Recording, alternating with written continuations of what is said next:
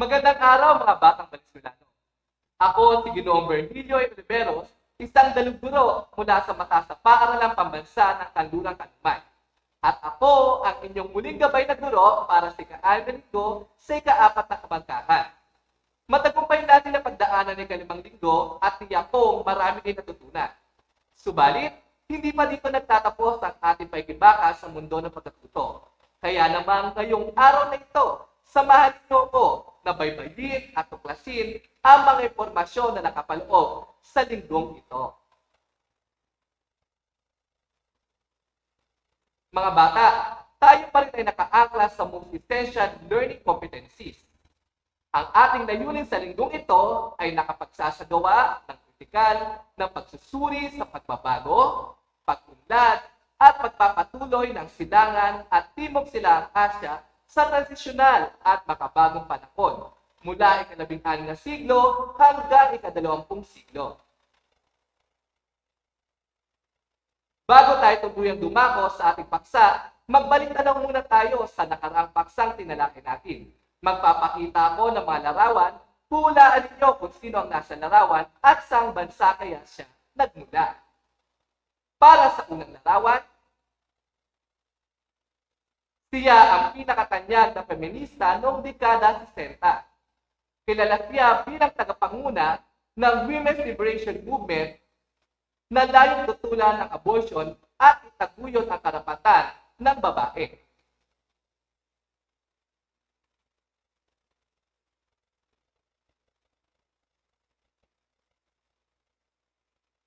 Mahusay mga bata, siya si Mitsu Tanaka ng bansang Japan.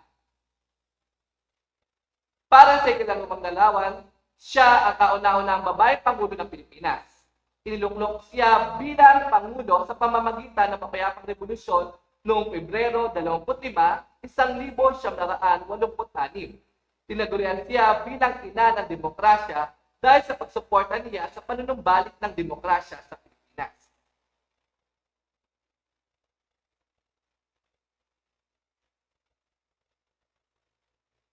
Magaling mga bata, siya si Corazon Aquino ng bansang Pilipinas. Para sa ika-3 larawan, siya ang isang makademokrasya aktivista at pinuno ng pambansang Liga sa Demokrasya. Tagapagtaguyod ng hindi marahas na paglaban at nagkamit siya ng gantimpalang Nobel para sa kapayapaan.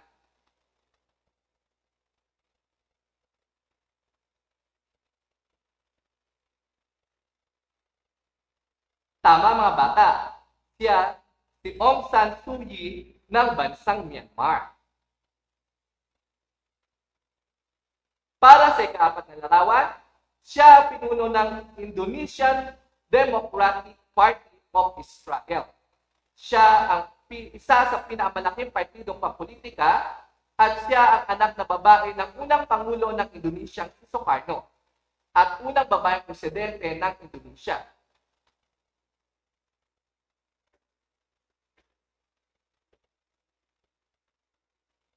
Nakakabilib ang sa inyo mga bata. Siya si Megawati Sukarnoputri ng bansang Indonesia. At para naman sa huling larawan, siya ay masigasig na tagapagsuporta sa kinusang suffragists ng Japan. Itinatag niya ang Women's Suffrage League ng Japan at ang layunin ay mapag-usay ang karapatan ng kababaihan sa edukasyon, trabaho at pagboto. Kahanga-hanga ang husay ninyo mga bata. Siya si Ishikawa Husei ng bansang Japan. Kung tama ang inyong lahat ng sagot, nagpapakita lamang ito na marami kinututunan sa mga nakarampaks ang tinalakay ng nakaraang linggo. Mga bata, bago tayo tuluyang pumasok sa ating paksa, maglaro muna tayo ng logo quiz. Mga bata, alam kong hindi bago sa inyo ang laro ito. Magbibigay ako ng 5 logo at huhulaan ninyo anong relihiyong kaya tinutukoy nito. Bibigyan ko lamang kayo ng 10 segundo sa bawat pase. At maaari nyo lamang i-type ang inyong sagot sa comment box. Ano? Excited na ba kayo? Kung ganon, simulan na natin. Para sa unang logo, ito ay relihiyon ng mga naliwanagan na idinatag ni Siddhartha Gautama at nagsimula itong umalat sa bansang India.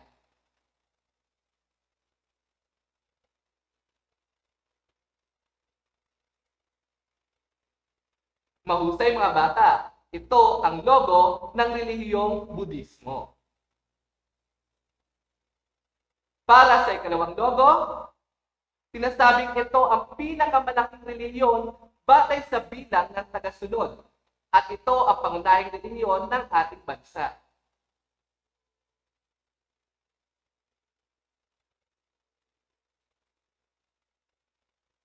Magaling mga bata, ito ay ang relihiyon Kristyanismo. Para sa ikatlong logo, ito ang pinamatandang politeismong relihiyon na may tatlong pangunahing Diyos na itinatag ng mga Aryan sa India.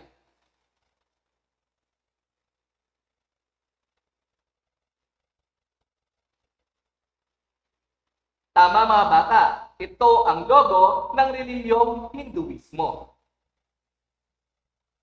At para sa ikaapat na logo, ito ang tawag sa paniniwala ng mga Hapones tungkol sa Diyos ng araw at iba pang Diyos ng kalikasan. Kaya naman, karaniwan sa tagapasunod nito ay mga mangingisda at magsasakang Hapones.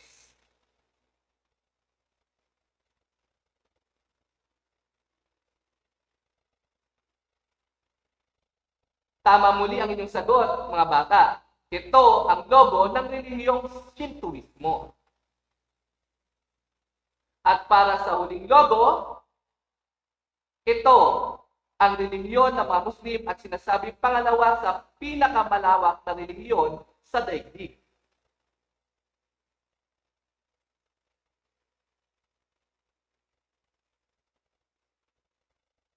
Magaling mga bata, ito ang logo ng relihiyong Islam. Mga bata, mapapansin natin na meron 5 logo ng bawat relihiyon akong pinahulaan. Ito ay ang relihiyong Budismo, relihiyong Kristyanismo, relihiyong Hinduismo, relihiyong Islam, at relihiyong Shintoismo. Sa tingin nyo, mga bata, ano kaya ang pagkakapareho ng relihiyong ito?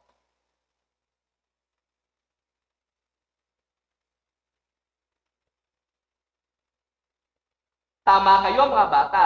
Ang mga nasabing relihiyon ay may malaking bahagi ginagampanan sa pamumuhay ng mga Masyano. Ang kaalaman sa iba't ibang relihiyon ay makakatulong upang lubos maunawaan ang uri ng pamumuhay, tradisyon, at kultura ng mga mamamayan sa bawat bansa sa Asya. Kaya, tara na! Ating alamin ang mga bansang may paniniwala at tradisyon na naimpluwensyahan ng kanilang relihiyon.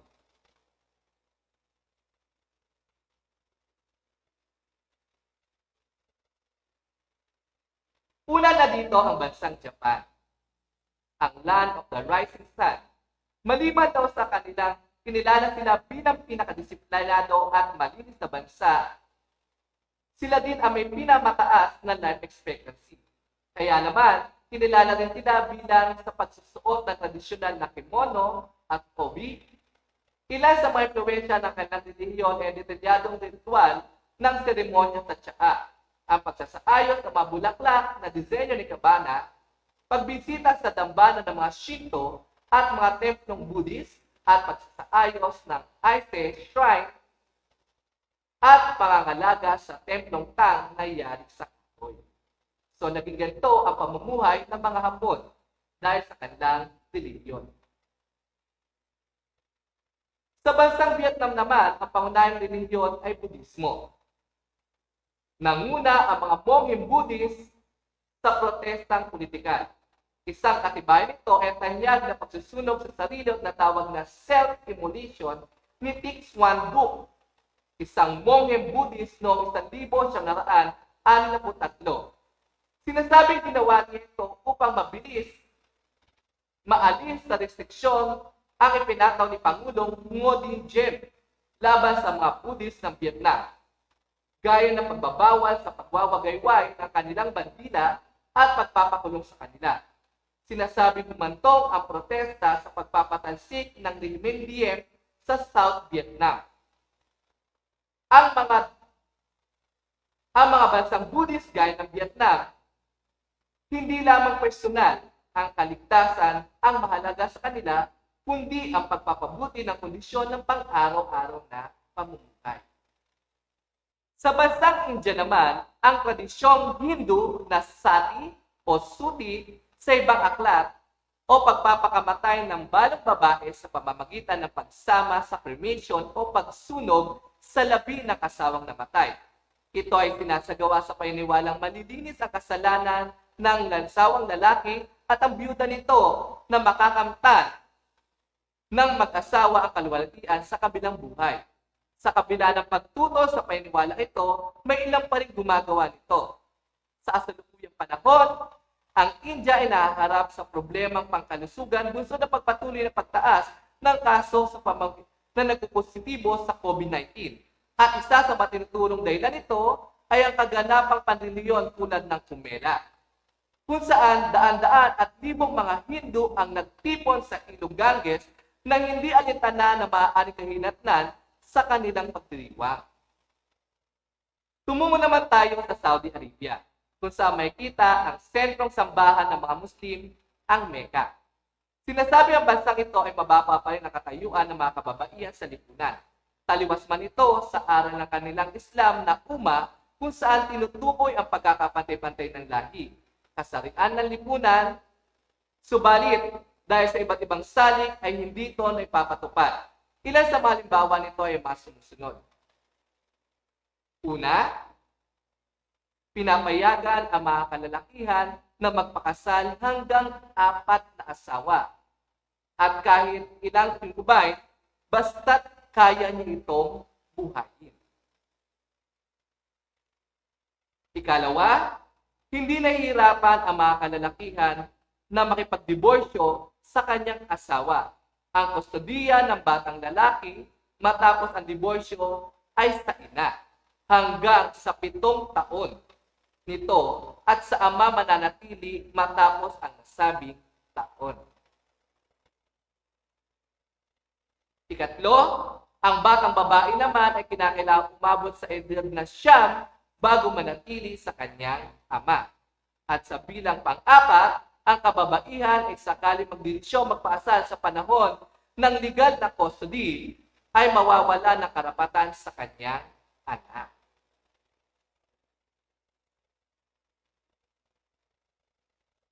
Sa bansang Afghanistan naman tayo, sinasabi ang diskriminasyon sa mga kababaihan ay nagsimulang lumaganap nang nangibabaw dito ang mga Taliban. Napilitang magsuot ng burqa ang mga kababaihan dito. Ito ay isang tradisyonal na kasuotang tumatakip sa buong katawan ng mga kababaihan.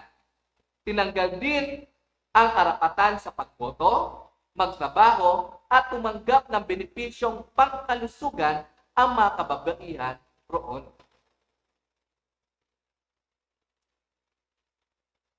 Sa ating bansa naman tayo tumungo mga bata, ang bansang Pilipinas. Isa sa mga kinakaharap ng ating bansa ay mabilis na paglaki ng populasyon.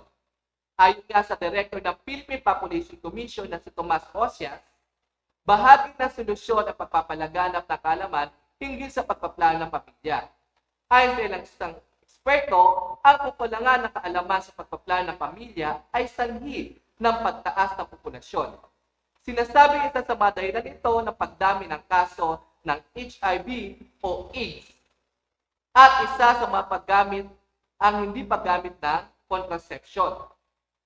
Ang pagsuporta ng dating Pangulong Gloria Macapagal-Arroyo sa written method ay isa sa mga natural na paraan ng family planning at mungkahi ng two-child policy na mga mambabatas na siyang sanang magiging solusyon sa pagdami ng populasyon ay magiging tinutulan lalong-lalo na ng simbahang Katoliko. Ngayon mga bata, tapos na ang ating talakayan. Nais kong subukin ang inyong mga natutunan sa paksang aking tinakay. Meron tayong maikling pagtataya sa pamagitan ng tama o mali. Madali lamang ito mga bata. Kung sa tingin nyo tama ang pahayag, ay sasagot nyo ay tama. At kung sa tingin nyo mali ang pahayag, ay sasagot nyo ay mali. I-type lamang muli ang inyong sagot sa comment box. Bibigyan ko lamang kayo ng 10 segundo sa bawat bilang. Ano? Handa na ba kayo? Kung gayon, simulan na natin. Para sa unang bilang, ang self-immolation ay ang pagsusunog sa sarili bilang pagprotesta sa pamahalaan ay naganap sa bansang Vietnam.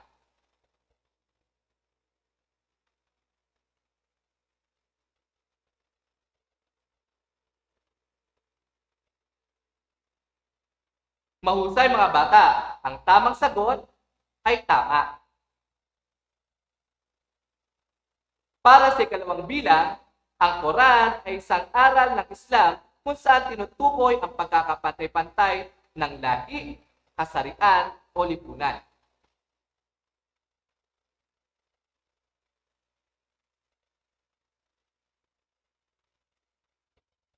Magaling, ang tamang sagot ay mali. Para sa ikatlong bilang, ang ikebana ay isang sining pagsasaayos ng bulaklak sa bansang Japan.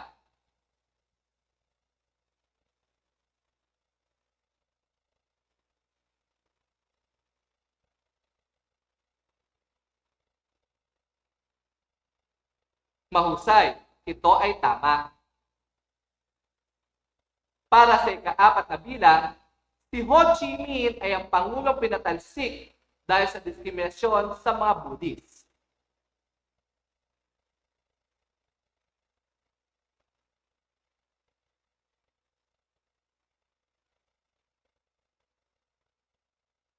Magaling, ang sagot ay mali. At para sa uling bilang, ang burka ay isang tradisyonal na kasuotan na tumatakip sa buong katawan ng mga kababaihan.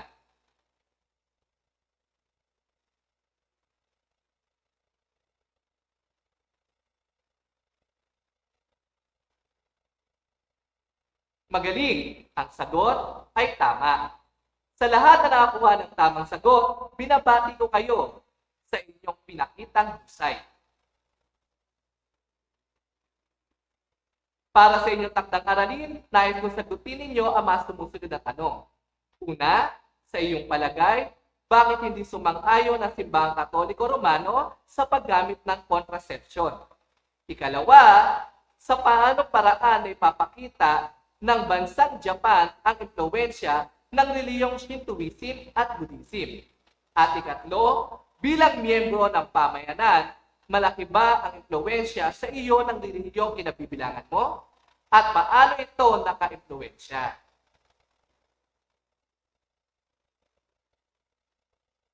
Mga bata, bago ako tuluyang magtapos sa aking presentasyon, nais ko ibahagi ang aral na itinuturo ng unang Prime Minister ng Malaysia na si Abdul Tunku Ramamputra.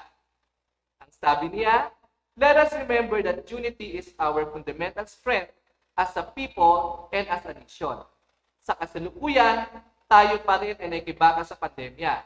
Sa gitna ng ating pagkipaglaban, tandaan natin na ang ating magiging kalakasan ay ang pagkakaisa bilang isang tao at bilang isang bansa. Kaya't marapat lamang na isang tabi ang anumang kulay, anyo at uri ng usaping politikal na nagdudulot ng pagkakawatak-watak. Sa halip, magbigkis tayo sa iisang layunin at ito ay ang matalo ang pandemya.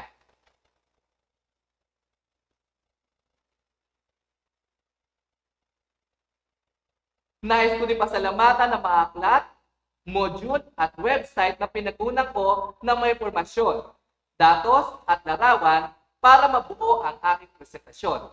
Muli, ako si Ginoong Virgilio Oliveros. Hanggang sa susunod na pagkikita, paalam!